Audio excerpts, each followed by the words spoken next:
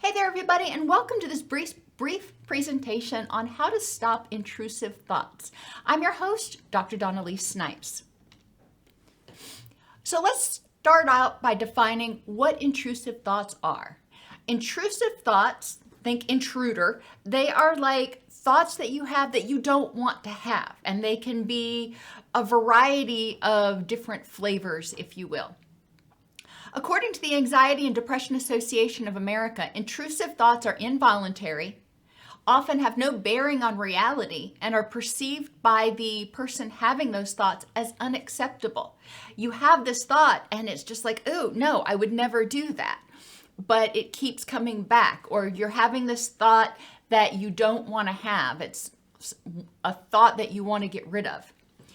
Intrusive thoughts are often triggered by stress, anxiety, insomnia, or even hormone fluctuations, even in males. They are often totally random. Now, it's important to recognize that intrusive thoughts can be an aspect of anxiety, depression, postpartum depression, PTSD, or obsessive compulsive disorder. So if you are having a lot of intrusive thoughts, or if your intrusive thoughts are impairing your quality of life, it's important to talk to your doctor or talk to your therapist who can help you identify strategies in order to be able to better handle them. This presentation is just going to hit the highlights of some techniques that might be able to be used in the moment in order to help quiet some of those intrusive thoughts. Types of intrusive thoughts that people have. They can be negative thoughts, like I'm an idiot and I have no business doing this. Or pretty soon somebody will see that I am a total fraud. Or they could be violent, thoughts of hurting your child or failing to protect them.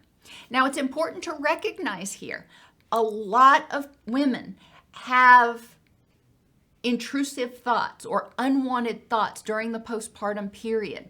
And it does not mean they have postpartum psychosis. If they have these thoughts and they are appalled by them, being appalled by them is a good sign. It means they recognize this is not something they want to do. Postpartum psychosis is when they have these thoughts and the thoughts make total sense to them and they're not appalled by those thoughts at all. It's important if you're in the postpartum period and you're starting to have intrusive thoughts to develop a support system and talk to your OBGYN or your pediatrician if you're having these thoughts and they are bothersome, because there are strategies that can be used to help you deal with them more than what I'm going to go into here. Other violent thoughts can be thoughts of a fire breaking out or a burglar breaking in when you go to sleep. Some people lay down and they feel very unsafe. Or you can have compulsive thoughts, like I need to have that last piece of pizza. That chocolate cake is calling my name.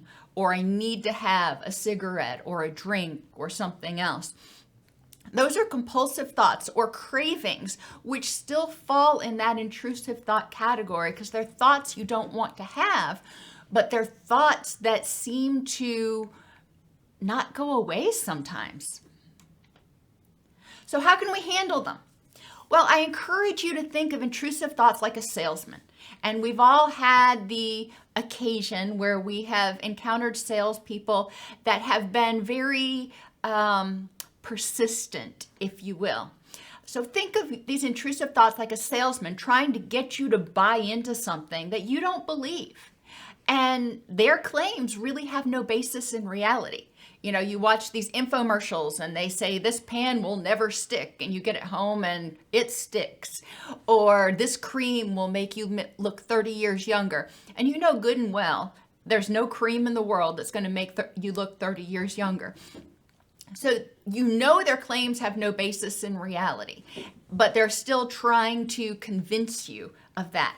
Well, do you argue with them? Do you buy into them? Or do you say, no, not worth my energy, I'm going to move on? Remember, giving them any attention makes them stay around longer. If you acknowledge them, if you make eye contact with them, then they may have a hook and then they'll start to try to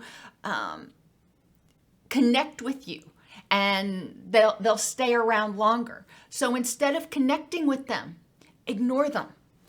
And it goes against the very fiber of my being to ignore a person who's trying to talk to me. But I found that, for example, at the mall, when you're walking past kiosks and people are trying to get you to check out their products, if you make eye contact, if you acknowledge them at all, it's even harder to break away. Attention makes them stay around longer. Same thing for your thoughts. So don't overthink. Don't start thinking, I wonder why I'm having this thought. I wonder what this thought means. You can go down this whole rabbit hole of thinking about your thought, and that's not going to get you anywhere. And it's going to strengthen the memory pathways to that thought. We want to break them down, not strengthen them. So instead of overthinking, instead of wondering why you're having it or if it has any basis in reality or any of those questions, just distract yourself. Distract, don't react. Do something to turn your attention to something else. You may do sit-ups, you may walk around, you may call a friend. There are a variety of things you can do instead of giving that attention. Just like a salesman, the thoughts may come back. Just like you did the first time, it's important not to give them extra attention. Don't talk back. Distract, don't react. The next technique I'm going to talk to you about is unhooking. Recognize thoughts are merely words and bits of images. They don't have to result in actions. Thoughts are kind of like a bad movie, these intrusive thoughts. You don't have to sit there and keep watching it. It's not forcing you to sit there and keep watching it. You can change the channel. And with intrusive thoughts, you want to change the channel. What else would you rather watch in your mind right now? You can also unhook from your thoughts by saying to yourself, I'm having the thought that, instead of saying, I am in danger, saying, I'm having the thought that I am in danger, assuming you're not, of course. I'm having the thought that I'm an idiot. I'm having the thought that I'm going to make a fool of myself. Okay, you're having this thought. Pack it up. Put it into a thought box. Pack it up and put it over here on a shelf. If for some reason that I can't foresee, but if for some reason you need it, it's over there on the shelf, but it's not with you anymore. You put it in storage. And that can be helpful in the moment. If you continue to have that thought, again, you may want to talk to a therapist who can help you figure out ways to deal with it. But a lot of times these random thoughts, we just pack them up and put them over on the shelf, and we forget all about them, kind of like some of the sweaters that I have in my closet. Develop a guided imagery script or think about something else. You can't think about two things simultaneously. I cannot think about writing a PowerPoint and what I'm going to make for dinner at the same exact time.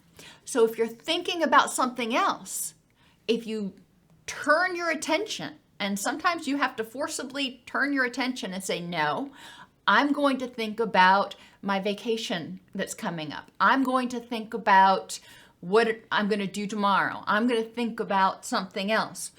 But that can help you turn your attention away from the distressful thought. Guided imagery can be used if you develop an image of being safe and feeling empowered. If you have a particular image, for example, that can protect you from one particular thought, that may be something that you call upon when you start having that thought. And it's also important to note successes, or what I call proof negative. After I had my son, I had really bad postpartum depression. And I had a lot of intrusive thoughts, and it was terrifying to be alone with him for quite a while. And I didn't understand what was going on, and I didn't understand all this stuff about intrusive thoughts at that point. So I was, stressed out being alone with him. And I would take it sometimes minute by minute, sometimes hour by hour, noting, hey, I went an hour and everything's fine. I went 2 hours and didn't have this thought.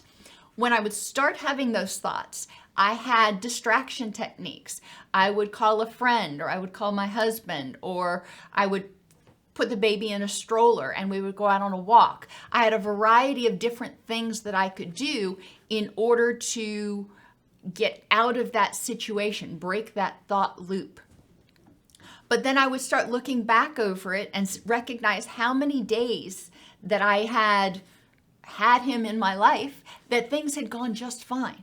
I'd had those thoughts come and go, hadn't acted on them. That was proof negative for me. That was proof to me that I could have these thoughts and I wasn't going to act on them. So then I started feeling more empowered in what I was doing. But proof negative can also apply to negative thoughts. If you tell yourself that I'm a screw up and I shouldn't be doing this because I have no business being here, noticing when you do whatever it is you do, maybe you're an electrician or a therapist or a resident, and you have a good day. You notice that, hey, I did a good thing. Noticing proof to the contrary of those intrusive thoughts can also be helpful. Forcing yourself to focus on all of the things that you do right instead of the one mistake you made can be helpful at preventing those intrusive thoughts. If the thoughts keep coming back or you can't seem to extinguish them, it may be a sign that you're also dealing with something more than just a random intrusive thought. You may be dealing with, as I mentioned before, anxiety, depression, PTSD, or obsessive compulsive disorder. Any of these have a lot of treatments that can be very effective. So talk with your doctor or your therapist about the thoughts you're having and about strategies in order to deal with them.